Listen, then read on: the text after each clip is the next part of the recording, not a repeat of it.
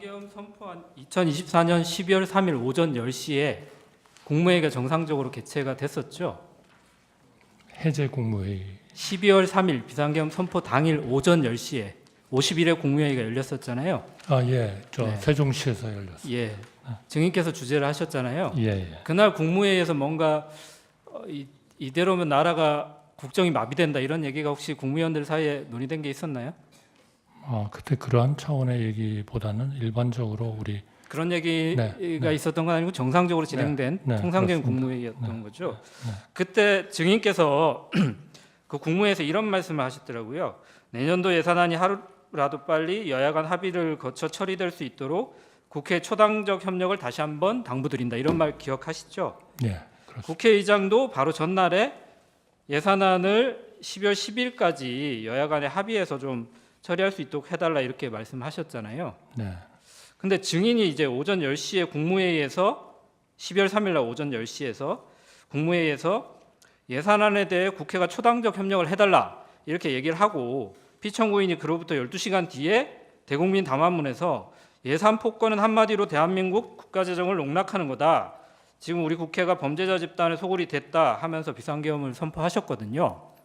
이 12시간 사이에 우리나라에 뭔가 국정이 마비될 정도의 어떤 뭔가 급박한 비상사태 아니면 상황 변화가 있었던가요? 증인이 국정을 운영하는 책임자로서? 제가 그 상황에 대해서는 아는 바가 없습니다.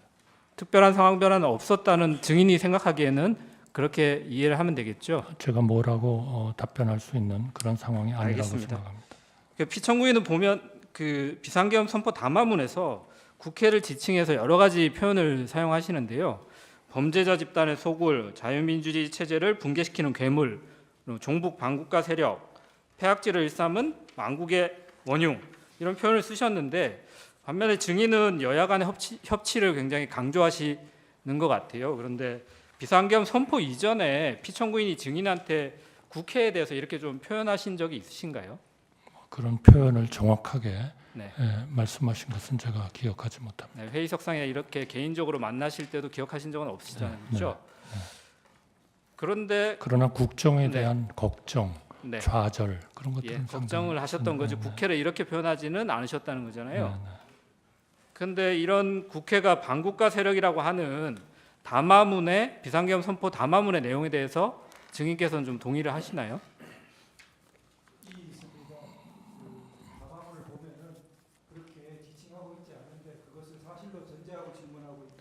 다른 이해가 돼야 될 것 같습니다. 다른 거 물어보시죠. 예, 알겠습니다. 담화문을 한번 나중에 읽어보시면 될 것 같고요. 그 계엄 국무회의 관련해서 몇 가지 좀 여쭤보겠습니다.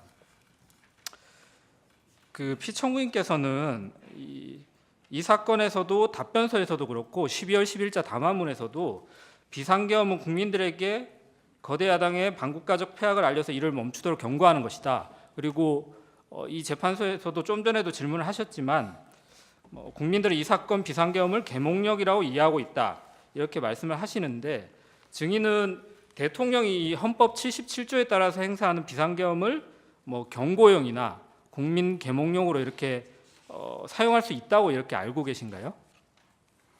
제가 그러한 지금 물어주신 변호사님께서 네. 대리인께서 말씀해 주신 것에 대한 내용을 제가 다 안다고 말씀드리기는 어렵겠습니다만 네. 그러나 하여튼 그러한 그 계엄이 우리나라의 경제나 대외 신인도나 이런 데 대한 미치는 영향이 매우 크다 이렇게 항상 말씀이신 거죠? 큰 그러한 그 걱정이고 또 잘 고려를 해야 된다. 알겠습니다.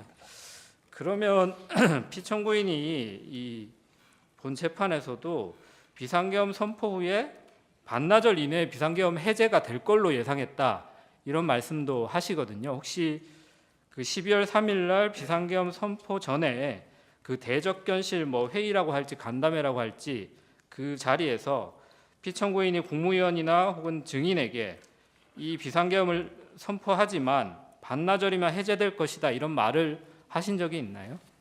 들어본 적 없습니다. 예. 아까 그 금융실명제 관련해서 몇 가지 말씀을 하셔가지고 당시에 93년도 8월달에 증인께서 대통령 비서실 그 통상산업비서관으로 재직하고 계셨죠?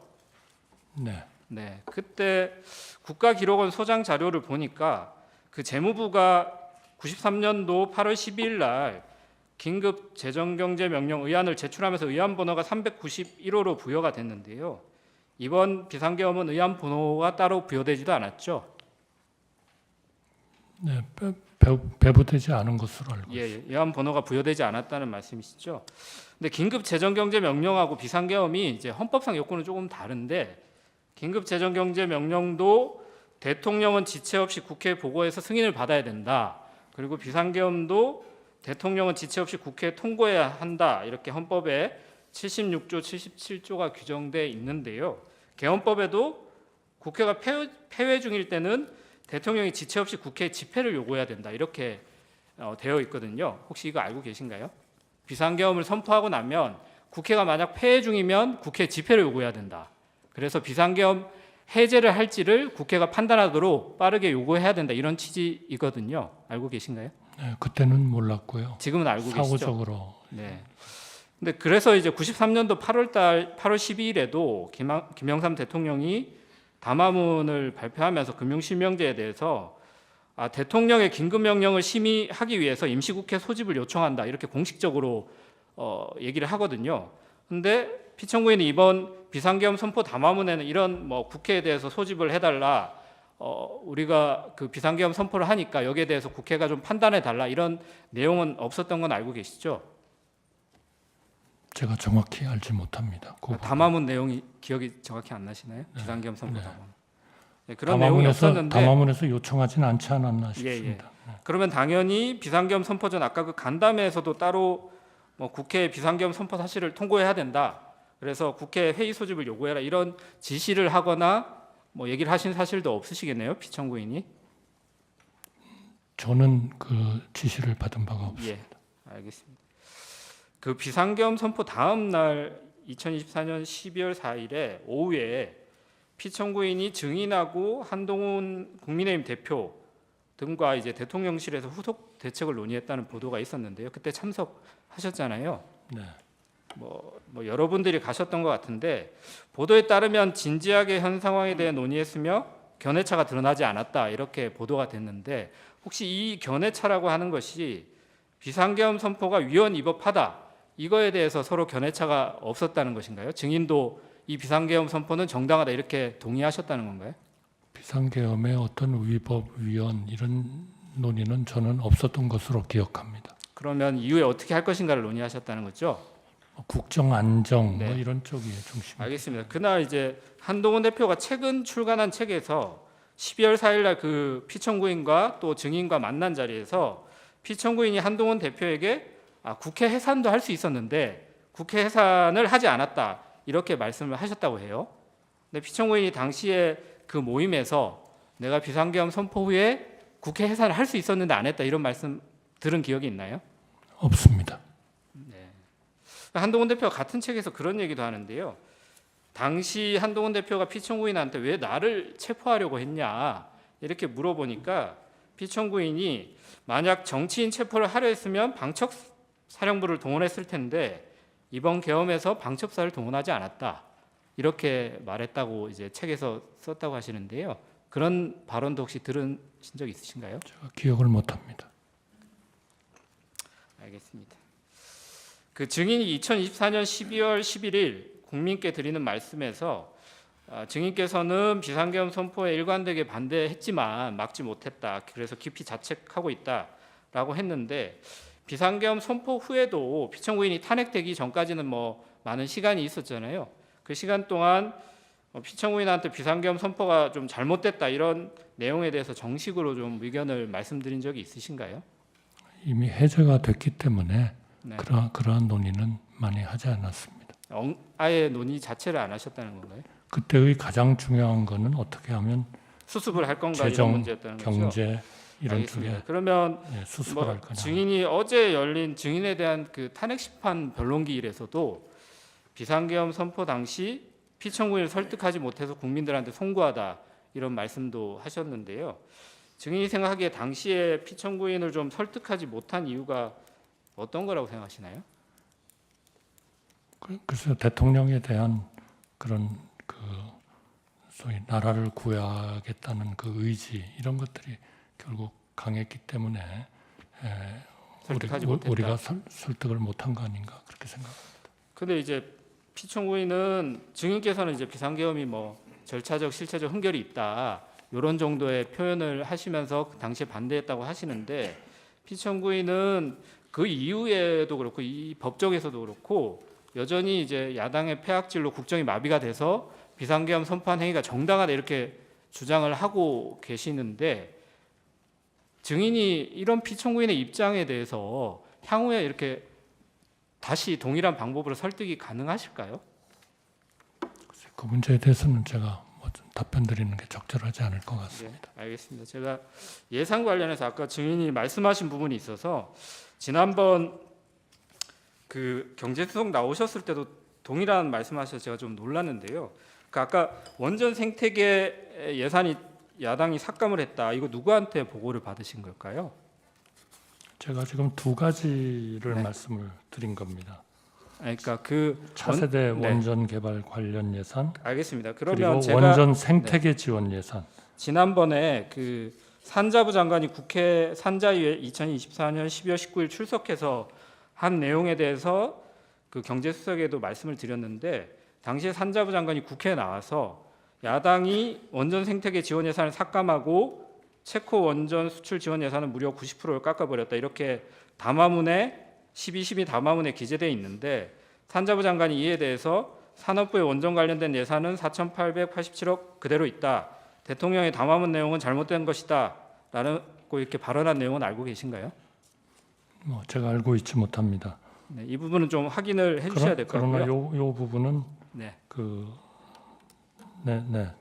아니 그러니까 원전 확인을- 생태계 관련 예산이 제가 네. 그래서 아마 프로젝트가 여러 개가 있었을 텐데요. 그러니까 산자부 장관이 차세대- 한 발언에 대해서는 한번 차후에 한번 확인을 해보시면 네, 좋을 것 그렇게 같고요. 하겠습니다. 그 피청구인의 그 12월 3일 담화문하고 12월 10일 담화문은 혹시 누가 쓴 건지는 알고 계신가요? 그거는 모르겠습니다. 통상 이 메시지 비서관이 이 담화문을 쓰나요? 그거는 제가 알지 못합니다.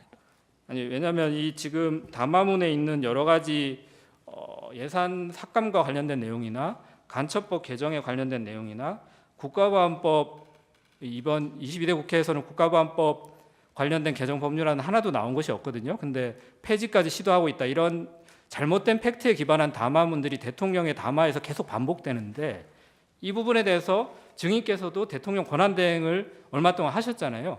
그러니까 대통령에 대한 보고 논의 체계에 대해서 한번 점검하신 적이 없는지를 여쭤보는 거예요. 네, 저는 뭐 드릴 말씀이 없습니다.